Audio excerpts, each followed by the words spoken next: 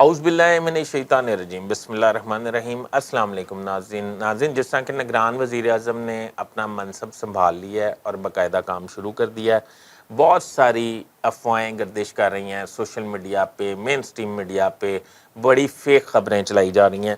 میں آپ کو گزشتہ 5-6 ماہ سے جو آپ کو اپنے ویلاگز میں عرض کر رہا تھا، بالکل وہ ہو رہا ہے۔ آپ میرے فیصل ادریس آفیشیل پہ جا کے سرچ کر لیں، وہ آپ کو ایک ایک حرف جو ہے وہ آپ کو انہی حالات کی نشاندہی کلیئر کٹ اشارتاً نہیں کرتا نظر آئے گا انشاءاللہ تعالیٰ۔ اللہ تعالیٰ مجھے بہت صحیح اور درست خبریں آپ تک پہنچانے کی توفیق عطا فرمائے۔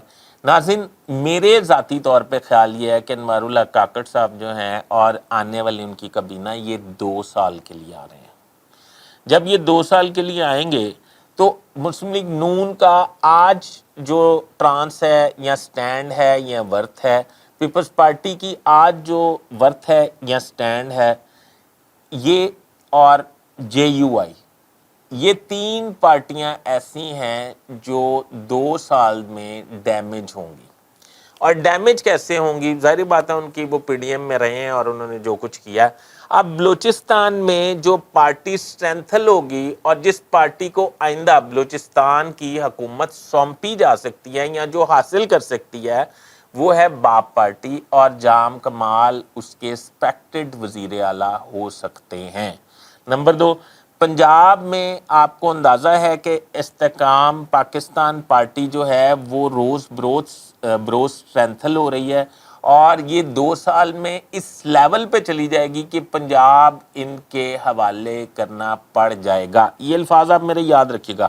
خیبر پختونخوا میں پاکستان پارلیمنٹیرین تحریک انصاف جو ہے وہ ان کی پرویز خٹک صاحب کی، وہ بھی اسٹرینتھل ہو رہی ہے۔ خیبر پختونخوا میں وہ پارٹی بھی 2 سال میں اس قدر حجم پکڑ جائے گی کہ خیبر پختونخوا کی حکومت ان کے حوالے آپ کو کرنی پڑے گی۔ تیسری بات، سندھ میں ابھی کوئی پارٹی نہیں ہے، پر ابھی جو میں بات کہہ رہا ہوں یہ آپ لکھ لیں کہیں اور سوچ لیں، اپنے دماغ میں رکھیں۔ سندھ میں بھی ایک نئی پارٹی وجود میں آ رہی ہے، وہ پارٹی جو ہے وہی آئندہ سندھ میں حکومت کرنے کی دعوے دار ہوگی، اور پاکستان پیپلز پارٹی سے سندھ جو ہے مجھے ان کے ہاتھوں سے سرکتا نظر آ رہا ہے، اور مجھے پورا مطلب سینیریو نظر آ رہا ہے کہ جب پیپلز پارٹی کے پاس سندھ نہیں رہے گا تو پھر کیا ہوگا؟ پھر ان کو آپ کو پتہ ہی ہے کہ پھر پلے سے کھانا پڑے گا، کیونکہ پر کافی ہے، کافی سالوں سے کافی کچھ اکٹھا کر لیا۔ ناظرین، آپ میری بات سے اتفاق کرتے ہیں یا اختلاف کرتے ہیں؟ اپنی رائے سے ضرور مجھے آگاہ کیجیے گا۔ اپنے ہوسٹ فیصل ادریس بٹ کو اجازت دیجیے۔ اللہ حافظ۔